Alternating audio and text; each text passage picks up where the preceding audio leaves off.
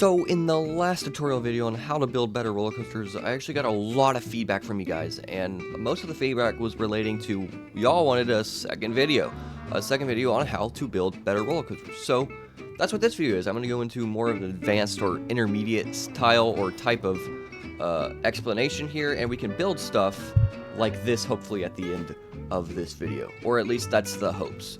And this is a blueprint that I made. I can't even pronounce the name, so don't ask.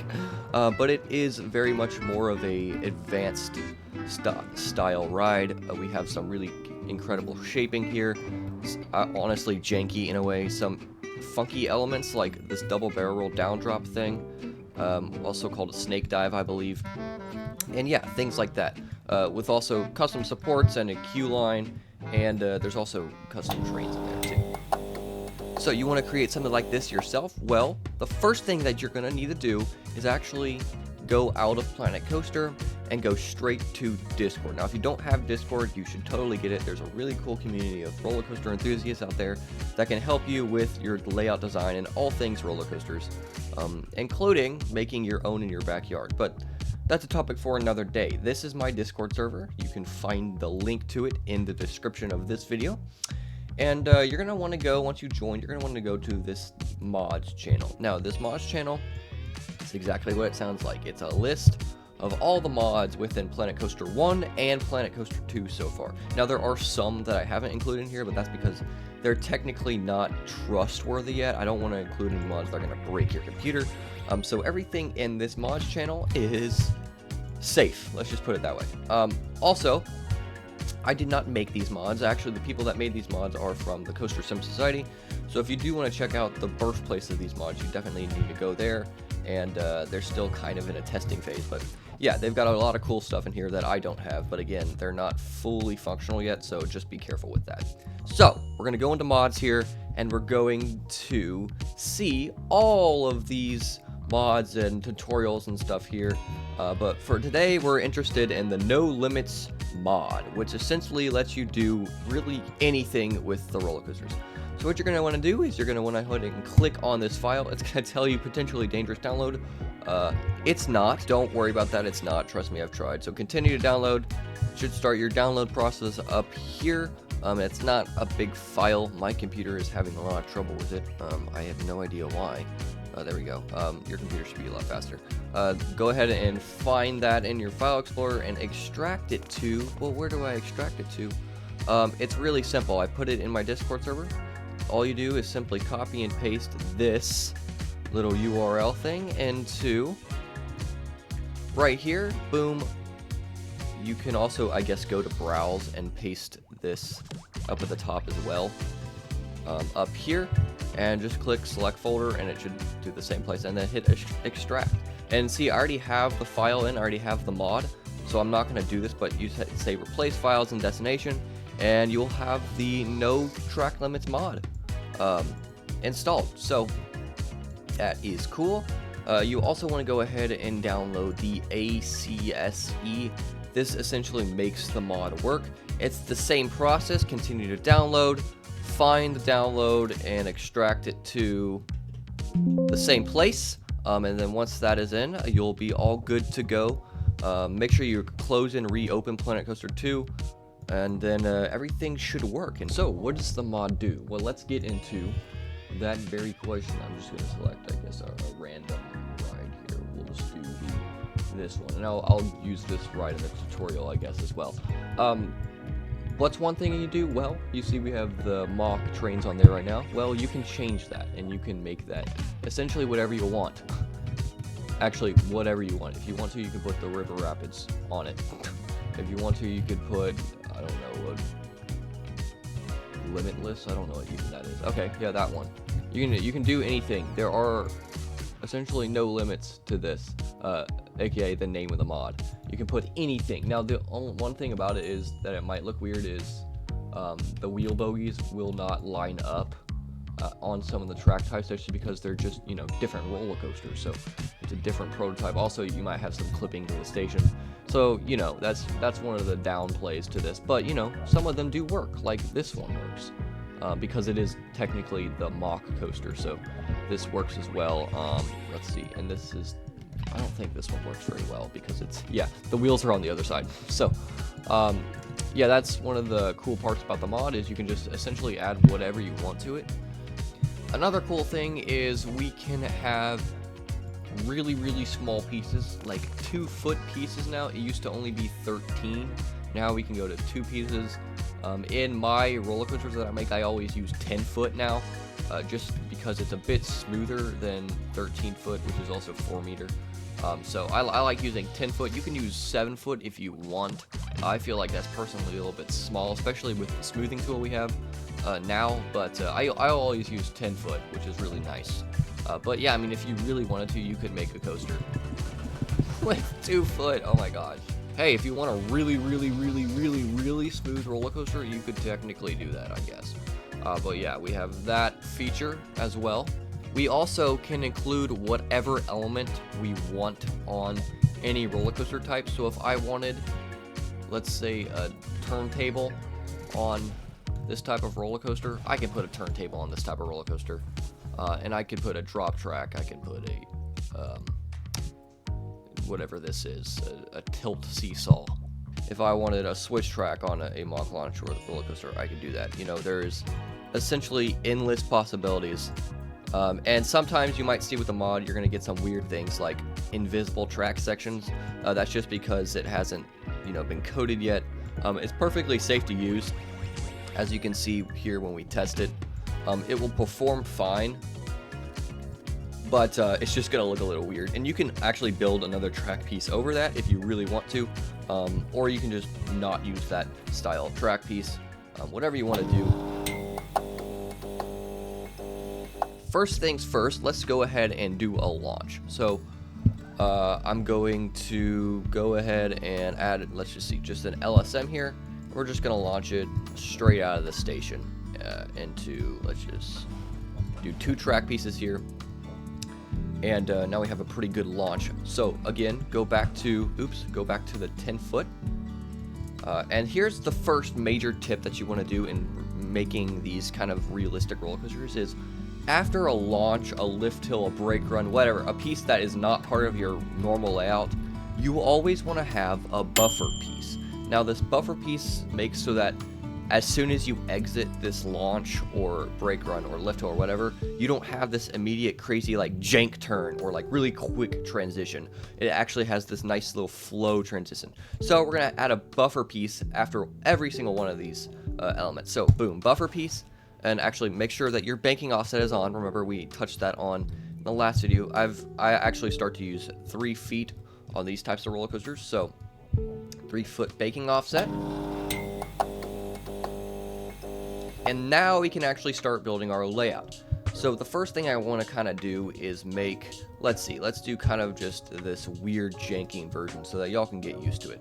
So let's go up very slowly because I don't know how fast this launches, but you know, we can edit the launch speed. Let's just kind of go subtly up.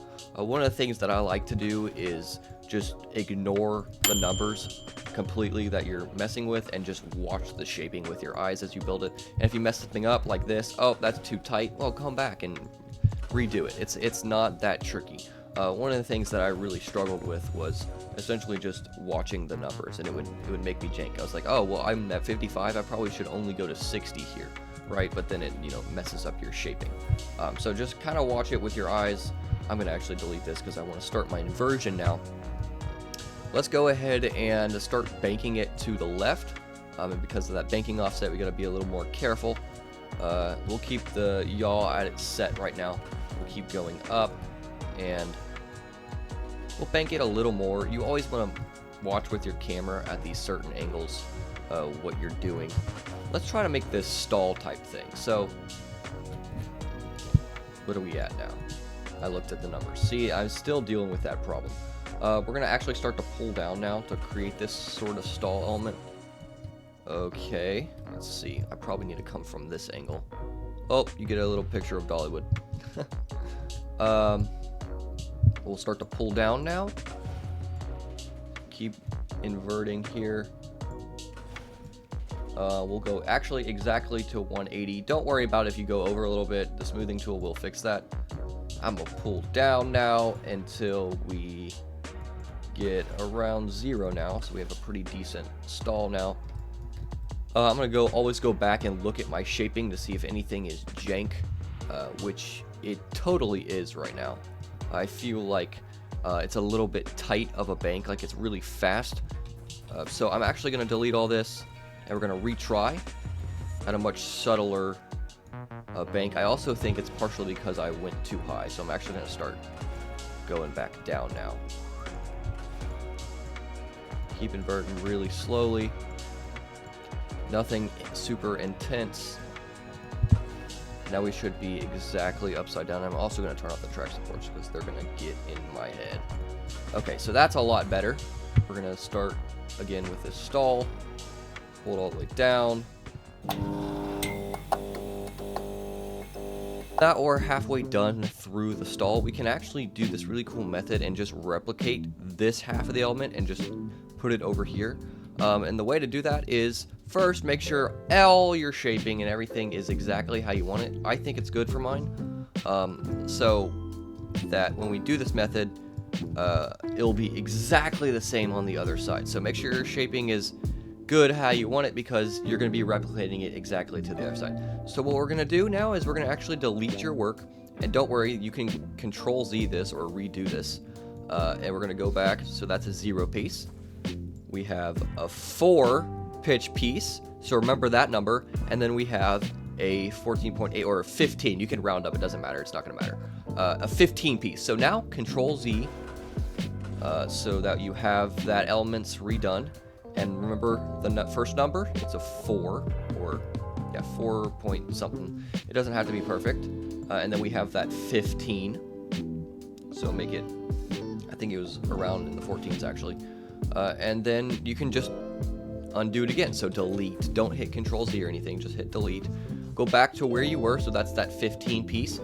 This piece is actually banked. So remember 167, because that's a number you're going to want to remember. And 23. 167 and 23. So 23 is the pitch, and 167 was the roll. And as you can see, we are merely just recreating the elements that we already made. So we already did that one. So let's go to this one, 28 and 146, and you can actually do multiple. 34 and 112. 28 and 146.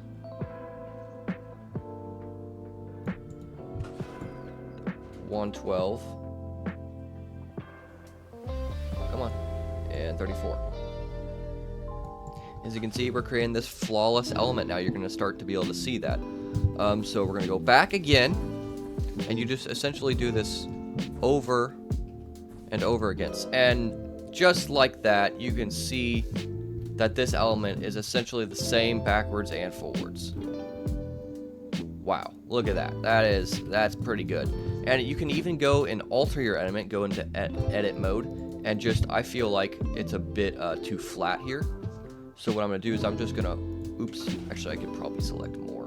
I'm just going to go and select, like, make sure I'm in the middle of the element or something, and just kind of raise it up just a little bit like that. So now we have more of this little peaked look to it. So that's good for that element. So I'm going to add a buffer piece before I smooth it. So the next tip is making a smooth, like, launch track type thing, especially in the middle of your layout. Or this could be a mid-course brake run, or just even a trim brake if you wanted to, but don't do trim brakes because trim brakes are L. Okay, sorry, that was weird. The first thing you're going to want to do is not select the LSM. You're going to want to keep building a track. So you're just going to want to build out the launch with the same length piece and with banking offset. And you'll see why in a minute. So I'm just going to build like this little airtime pop with, that is going to be a launch. And so we're going to do this very subtly because you're going to be moving at a pretty fast acceleration here, and just a little bit faster in general. Okay, that's pretty good. Oh gosh, I suck at this. Okay, we'll go down one more, and then we'll sort of valley out here. Okay, so that is going to be our launch. But here's what makes launches really good. You have to smooth your launches. And this is why we built it with normal pieces, is so you can smooth it. So just go into like a 10 or like 8 factor. Make sure you have 0 smooth direction and just smooth the heck out of this thing. Just heckin' smooth it. And you can also pass back and forth if you want to. Make sure you're including that buffer piece again. We'll go forwards and backwards a little bit. This just makes it that your launch itself is really smooth. Now you can actually go in and add the launch. Bingo, and your optional catwalk. And now you have a really smooth launch track that has actually a pretty cool shape to it. Okay, so the next tip is smoothing, and make sure you don't include buffer pieces, which are the ones with the supports. You can add supports later, it's fine, but in this big all-out smoothing, you're not going to want to include them because it's going to jank up everything. So the first thing you want to do is actually not smooth the entire element like I have here. You're actually going to ignore that and smooth only the pieces that don't have banking or a yaw to them, but this element doesn't have any yaw, so we're going to ignore that. So make sure your strength is about 7 or 6, and you're just going to want to spam smooth this as much as you can, just to make it nice and smooth, just for the pull-ups, because the pull-ups are a very important part of the actual smoothing. And we're going to do it the same on this side too, and I think this piece doesn't have any banking. You kind of have to remember which pieces you banked and put yaw on, but I think that's right. Also, if you do accidentally select one with banking, like this piece here, it's going to actually jank up all of this, so just be really careful. Don't do it a lot, so that if you do it wrong, you can just Control-Z and get rid of it. So again, we're going to spam smooth that a few times, or a few, wow. And now you can actually go in. Actually, I forgot, there's spots up here that don't have any banking at all either. So you can simply just smooth this too. Ta-da! And now you'll have a really good really smooth top to your element. So now include all of the element again without the buffer pieces. And we're gonna make sure our smooth strength is at 5. And just do it a few times. Remember, there's heart lining here now, so you don't want to remove a lot of that heart lining. I can't look at it. Hang on. There we go. That's okay. That's pretty decent looking. Next tip for smoothing is I've kind of altered my smoothing method, and I select 3 pieces and crank it to about 8 smooth strength, and make sure I'm going in the forwards direction. And this is actually when we include the buffer pieces. So include the buffer pieces, and we just go forward and backwards twice, or actually once, I think is a better way of saying it. So include this buffer piece too, and then now we go backwards. One thing I really like about Planet Coaster 2 is it's just way easier to smooth. It's much more simple than Planet Coaster 1 was. So that's pretty good. And then if you want to, you can actually select 2 pieces here and then crank it all the way up to 10, and then do it again. You don't necessarily have to do that. All that does is smooth out the kinks between each individual piece. That's actually really helpful if your roller coaster is really fast. If your roller coaster is really fast, any tiny little jank is going to be noticeable. If it's slower, you probably won't notice it as much. This ride isn't going to be super fast, so you probably won't notice it, but that does make your roller coaster a lot smoother. And let's look back at the layout. We have some heart lining there still, so that's pretty decent. And we have a really good looking element that looks the same on one side as it is the other side. Okay, now that this is smooth, you're going to want to go and ride it. But one thing I want y'all to pay attention to when we ride it is the transition from the launch to the actual layout itself. Watch this buffer piece. Watch what happens when you disconnect from the launch and go into the layout. You're going to notice there's no jank or any subtle movement at all. It's just going to be really smooth. Same with over here, by the way, between the launch track. It's going to be really, really smooth. So let's go in and ride this thing. Another tip is that if you ride in bumper view, it's always smoother than any seat view. So that's just a really cool tip. All right, let's go into this. Watch the transition. See how smooth that is. Oh, and that transition was really good. Same with this. And that was a pretty good transition as well. I will say this is probably a little fast and a little bit of a tight transition, but that actually is just the launch itself. This transition is actually really good. So, that is a pretty good smooth first element. And of course, most layouts contain more elements, but look at that. It's really nice and really smooth, and that launch works perfectly. Another tip onto making really good layouts, and this is even a little bit more advanced, is to, when you're watching this thing test, watch the G-forces. And this is really much of a grind type of thing. Would you shut up with the notifications? You just need to watch it, and what I'm talking about here is this vertical G-force. So right here, we're going to hit 2, 3, or almost around 4 Gs, which is probably a bit much. I can fix that by slowing down the launch. Right here, our forward G-force is good. Our lateral is actually pretty decent. Now we're hanging. We're really close to 0 Gs, which is really good. Same with here. Watch the verticals here. Again, we almost hit 4 Gs there. And then also you want to be careful and watch the airtime. That's a negative 1.3 Gs, which is a bit much. But it's nothing like killer.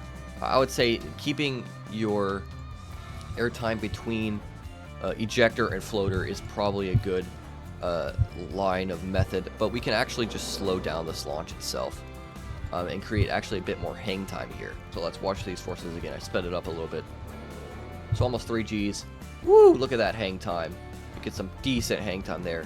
3 Gs, perfect. And just under negative 1 G. So that is perfect right there. So yeah, you just want to keep watching your G-force. There are tons of, G-force charts out there and things to watch if you don't know anything about G-force. The general thought is you want to kind of keep things a bit under 4 Gs, and if you go 4 Gs, that's fine, but don't go anything over. And then for your negative G-force, you want to keep it between about negative 0.5 and negative 1 Gs. Anything over is going to be crazy insane ejector. You can do it, and some rides do it, but if you want a really, really nice, smooth, just typical roller coaster, you're going to want to keep it in between those numbers. Let's go ahead and get rid of the launch, and remember, you got to include the buffer piece. That is a very crucial part, by the way. It's just that buffer piece. I don't know what I'm going to make. I'm just going to kind of go with the flow, and this is actually the speed that I generally build at. So, yeah, just kind of watch and learn. Don't pay attention to the numbers. Like I said, I don't even know what I'm doing here. I'm going to do some sort of like Immelman, or maybe even some type of double inversion here, or whatever. So this is turning out to be essentially just an Immelman that unbanks really quickly, but I think I'm going to create like this double inversion look. I actually want to keep this flat, so we have this sort of barrel roll moment. But instead of fully inverting, I'm actually going to half invert. Watch this. We're going to go to 180, which is your inverted moment, and we're going to go, and we're going to uninvert now the same way, and we're going to start going down now. And we're going to put some yaw on it as well. So we have this. Oh, by the way, psych, we're not going to go upside down fully again. We're just going to twist you the other way. Haha. Get wrecked, people riding. I'm going to quit my yaw now since we're over the launch. We don't want to, bang any heads. We are moving a little bit faster now, so we got to make our pull up a bit more drawn out. We don't want to pull too many G-forces. That's probably good right there. And I think we have pretty good clearance between these two elements now. So yeah, there we go. Let's hit our buffer piece. So let's watch these forces here real quick. Launch is pretty decent. Just under 3 Gs. It is a bit slow going into those elements, but man, look at that hang time. You get, oh, psych, you're not going upside down, and then pull back up. Okay, now I'm going to smooth this thing. I'm going to do it really fast, so y'all kind of get a sense of what to do. I forgot I gotta smooth the elements that don't have banking.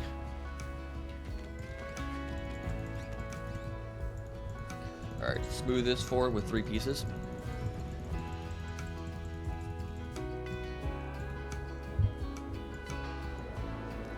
We do have a bit more speed now, so I am going to go ahead and crank it to 10 and go for forwards motion with 2 pieces alone.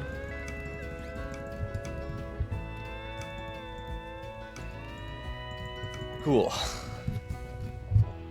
I also will go ahead and remove this piece of launch track, and I just want to solely smooth out this valley right there, so we get a little bit of smoothness between that transition. I'll add that launch back, and I'm going to do the same thing over here too, just because I feel like this was a little bit weird of a transition.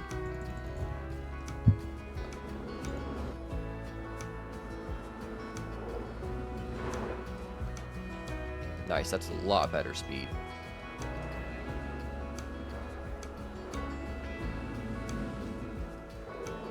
Oh yeah.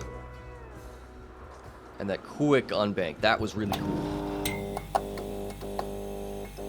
Okay, so now I'm just gonna get to the end of this ride real quick. And I know this is a really flippin' strange layout, so I'm sorry to the nerds that are watching. We're just gonna go into a really nice airtime hill here.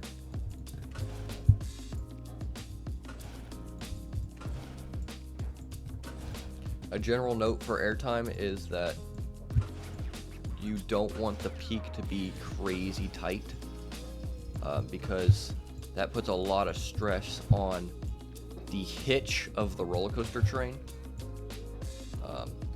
And again, with airtime hills, you could actually do the same method by duplicating the first half of the second half. I'm not going to, because I'm just trying to get the ends to connect right now. So I'm just going to do my best. This airtime actually probably won't be that good. It's a bit tall, so we're not going to get a lot of negative G-force here. We might get some floater, which is maybe a goal. But again, it depends on your coaster type, on what type of airtime you want to have. So we got a nice airtime hill now, so I'm going to do another pop, and then we can focus on our brake run. And that's what I'm trying to get to here, is our brake run. We're going to do this. And I want my brake run to be sloped. So we're going to start pulling back down now. And as you can see, we're moving away from the station, which I think is a pretty good thing, because that gives us enough space to turn around. And it also gives us enough space to maybe put a transfer track right here. But I'm not going to go into that. So I'm going to do this to around 12, negative 12 pitch right here. And we're going to do that, create a buffer piece, because this is the entrance into our brake run. So you actually can extend this brake run piece a lot. Just word of note, whenever you're making a brake run, you always want to include a slowdown section before you include a block section. And I'll go into that in a minute. Guess I'll extend it one more piece here.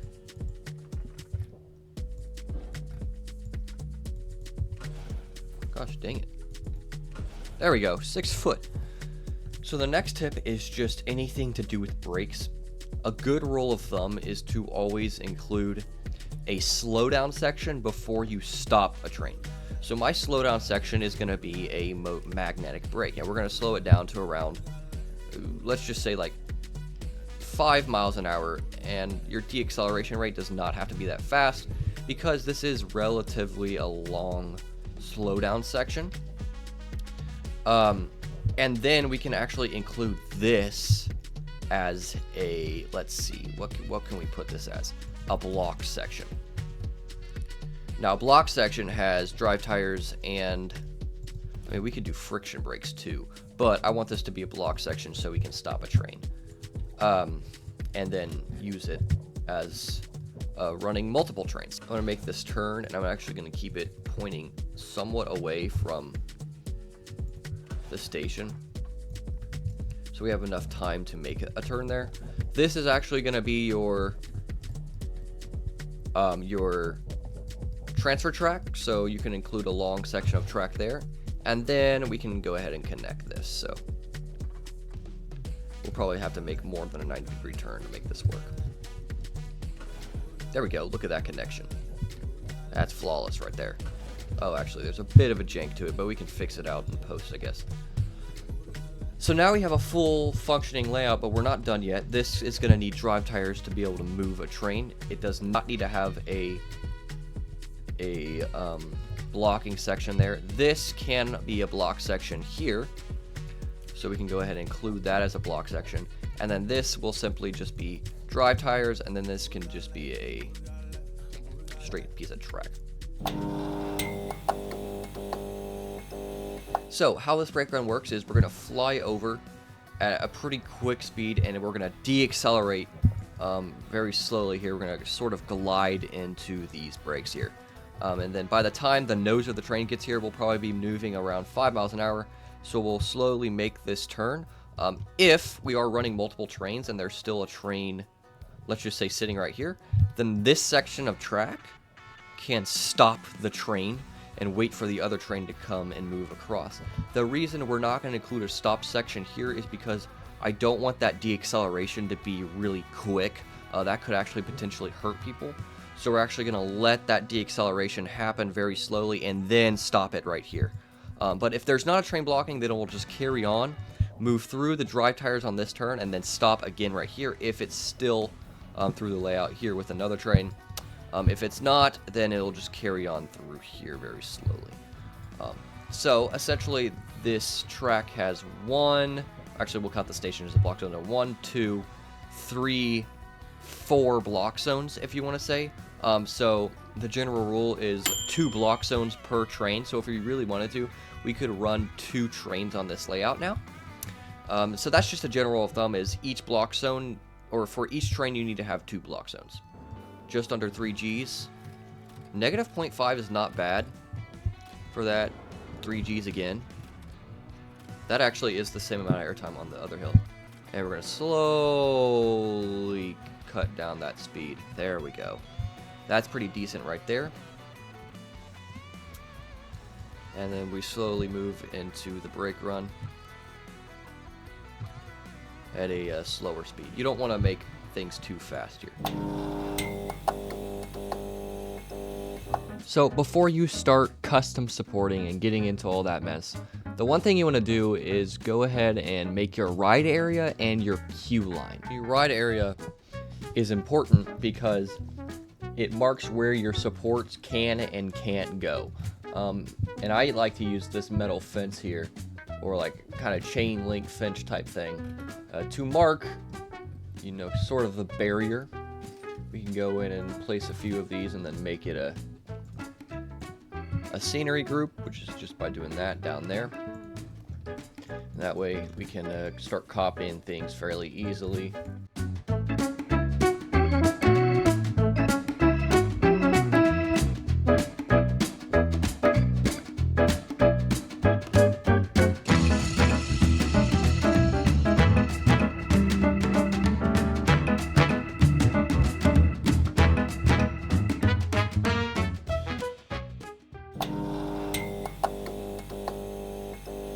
Let's go into, where's the queue at? Queues here. So now that we have the queue line underneath, I'm going to actually try to match that angle there. That comes through. That's pretty good. We're just going to have to watch out for the queue line with our supports. I'm actually going to come all the way back here a little bit next to the launch. And then come back here.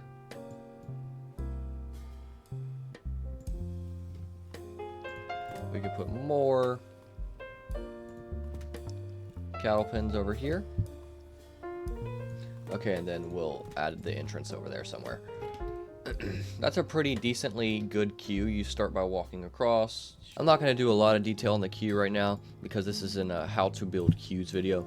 Maybe I can go into that later, but essentially for queue design, you want to make sure that you have some points to where they can skip the cattle pin. In real life, they would probably have a chain here so that if it's not a busy day, you can just walk on through. Again, more chains right here so they can just walk all around the cattle pin and not have to worry about it. It just makes it easier, and you can walk faster to the attraction. Okay, so now that we have our basic queue shaping done, we kind of know where we can put our supports now. We have to keep it in this perimeter, obviously, and we also can't really put them in the middle of the queue. And you know, it's not a very complicated queue, so the only points where it might get a little weird is around this area, because I know this airtime hill is going to want to have to kick out supports this way, but then we can instead kick them out this way. So, you know, nothing really crazy. So let's actually get into custom supporting now. So when custom supporting, there's a few things you got to know. One, you got to know how supports work. The basic idea is you have a connector that transitions into a metal pipe, and this pipe continues all the way to ground until it finds a footer. So you have a connector, pipe, footer, and the pipe is actually the actual support. So with that in mind, we don't actually have this little metal connector in the game, so you have to go and make your own, or you can use mine. I made one just with simple art pieces. I think it fits fairly well, and it should, if you turn on, maybe it doesn't align to surface. That's okay. You just kind of have to move it in. So let's say I want to put a support right here. A good rule of thumb also is to put supports only on where you have those track connector pieces, so you can just kind of shove it in the middle of them. So you kind of just put it right there and then lower it down to match this, like that. But we are a different angle, so I might angle it like that a little bit. You can also turn off angle snap. That's a fairly good angle right there to match everything. Bingo. I'm gonna raise it up a little bit, and back a little bit, and then down a little bit. And that is a good placement right there. And then what you do is you can just place your support column. And for this example, we can go in and type in support, because Planko has some for us to use. There we go. This one works. Align to surface is off, that's why. So we're gonna turn on align to surface, which makes it match that track angle, which is kind of important. Then you can stick it in there as good as you want to. Try to make it somewhat centered. You can also rotate it so it matches, but that's not really important because it's a circle. So that works. And then you can go ahead and change it to the color of your supports, you know, and then add a footer. Let's see if we have any decent footers. Sometimes I'll make my own footers, but this one is perfectly fine for right now. For that, and that's essentially how you custom support, and you know, it looks better than. So let's add another one. There is a basic principle to how I do it. I like to separate it on what looks good. So for this roller coaster, I'm thinking every 1 to maybe 3 track pieces we do a support. So there's going to be another one right here, I guess.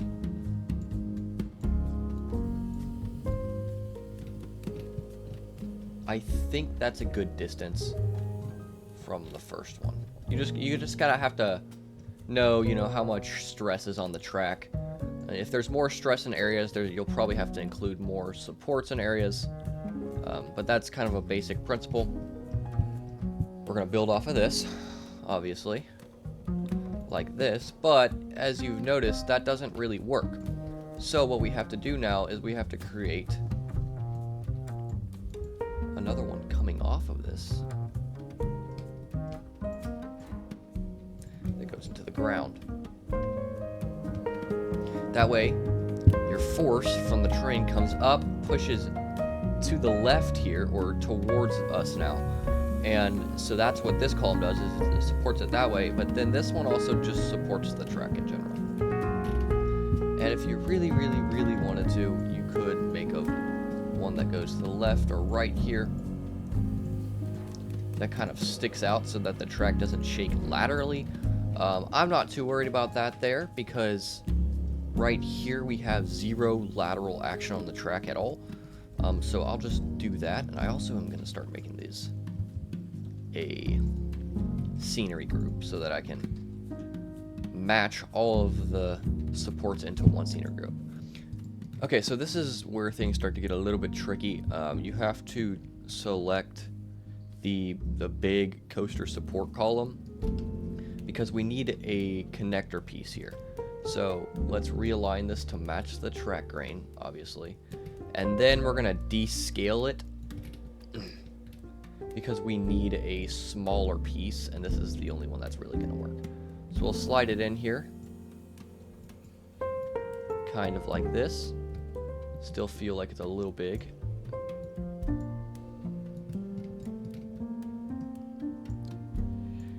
We'll place that for now, and then we're gonna build off of that with the one that we first chose, and that's this one right here. So now we can try to make this smaller one a little bit bigger to match that same size. Doesn't have to be perfect, but you kind of want to have to get it. Kind of want to get it the same. There we go.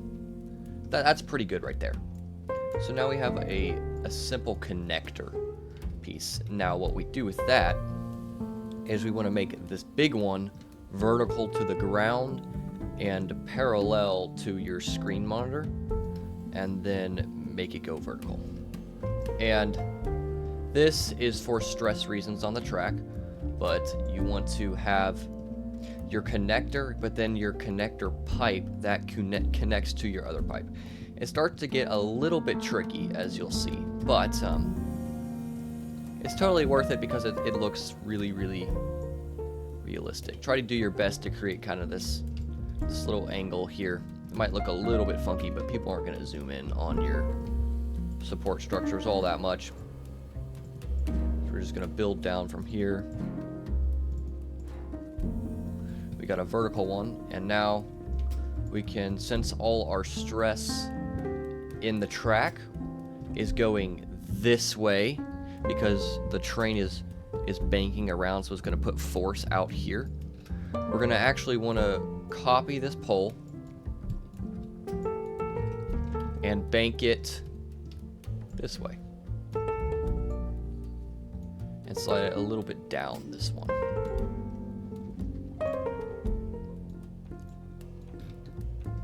Alright, now to me it does look a little funky, so what I'm actually going to do is I'm going to take the center pole here, I'm going to bank it the opposite way, so we have a bit wider of a stance for a support column.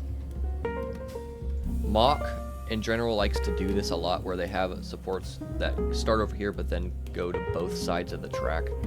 It's just a very much Mach thing. But we'll slide this down to try to hit that angle again. And already we're looking better with that support column.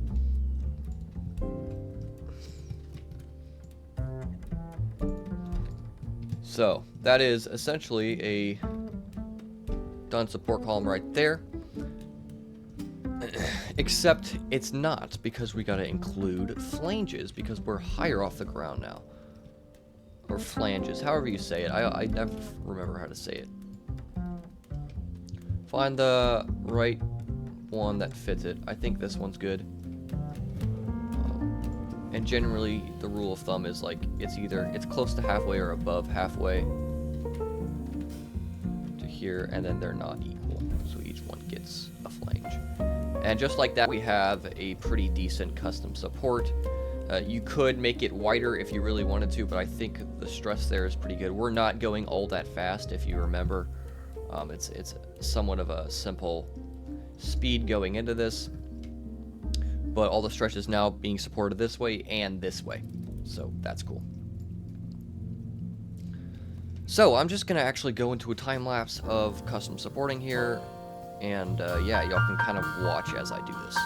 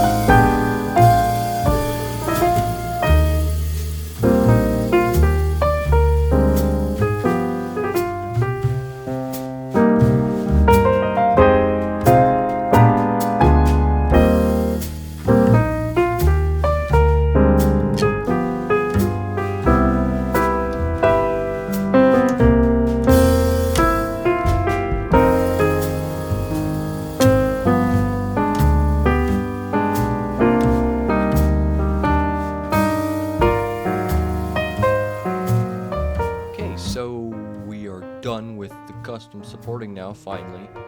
That is the one thing about custom supporting, is it takes forever. I've probably been working on it for, I don't know, 2.5 hours now, so I think it's to a point where I'm happy. It's somewhat realistic, so I'm good with it. So the next step to making your roller coaster look a little bit more realistic is foliage, and that can be things like trees and rocks. For now, I'm just gonna do like it's based out of Florida, which always looks okay, and that is just by using palm trees. If I can find them, I'm actually happy with the palm trees in game, so I like using them because I think they look pretty good actually. And you can place a few kind of in some of the spots.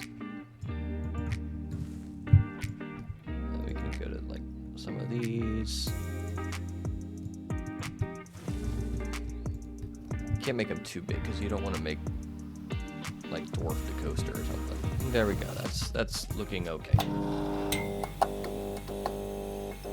Okay, the next tip is to use a custom path cover, and this is one that gets overlooked a lot because I hate the way that cues look in Planet Coaster. That's just like one of the main kind of like bad things in Planet Coaster, is just the cues look bad.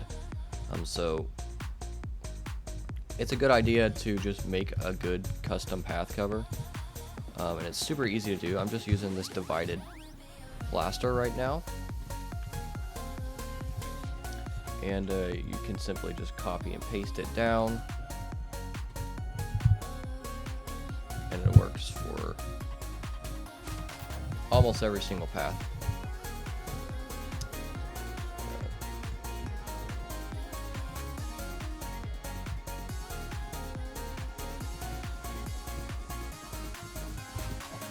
Just like that, we have a pretty good cover, and then if you go into fencing, let's just use a normal Q metal fence.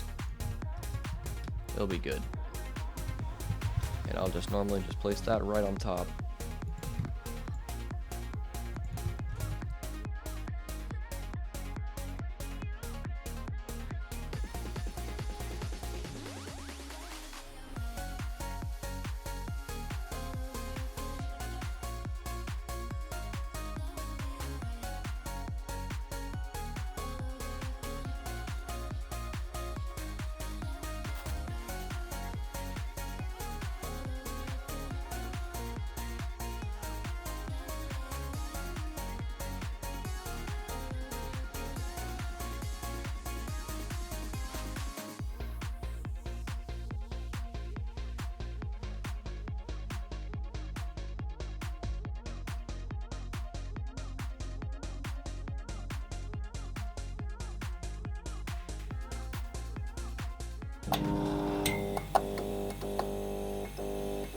Okay, one more thing to do with this queue is to separate it from the actual layout, and the way to do that is just by a classic safety fence here.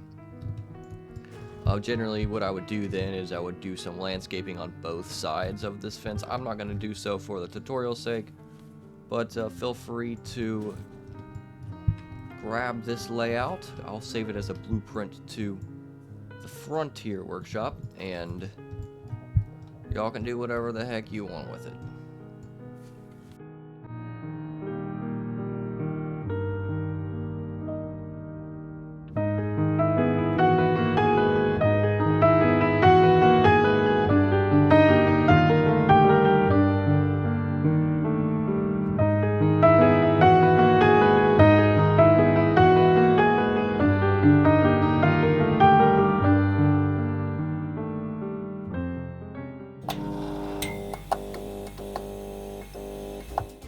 Okay, so that is, I guess, a done blueprint and a done layout and just a finished kind of just all-out project in general.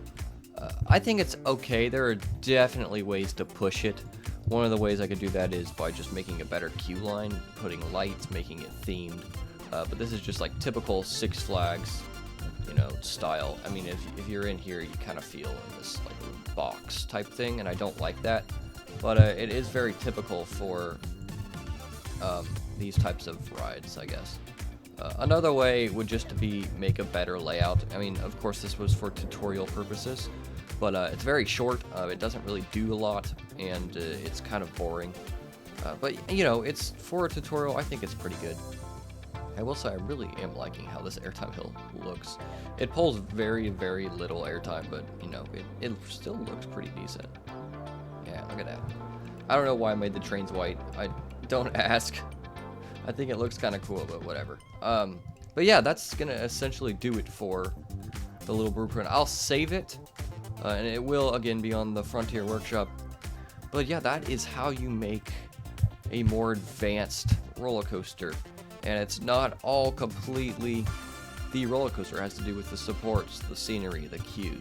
So yeah, it's a combination of everything that makes it a better ride. So yeah, I hope you all enjoyed. I know it's kind of a longer form video. I'll leave y'all with a POV to finish it off. And I hope y'all enjoyed, learned a lot. Remember to comment, like, and subscribe. And as always, I'll see you next time. Peace.